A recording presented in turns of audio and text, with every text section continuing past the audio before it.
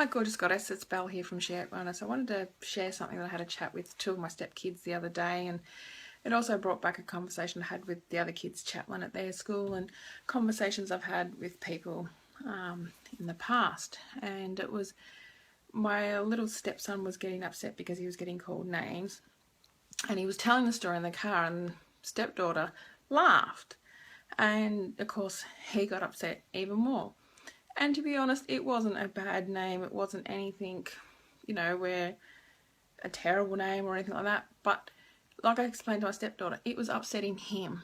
And that's what the problem was. It was upsetting him. Just because we may think it's funny and it doesn't hurt our feelings, it hurt his feelings. And that's something that was of concern, that, we needed to take notice that, hey, he didn't like that. That upset him. So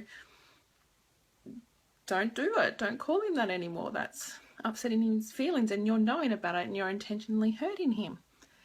And it also brought up a conversation, I had a similar conversation with the other kid's chaplain, and it's sort of, oh no, my problem's not as bad as yours, and so it doesn't matter. And it's like, yeah, well, it's not a competition. It's a matter of, if you're upset over something, that's important. It doesn't matter necessarily what it's about, but if you're upset, you're important, and so are your feelings.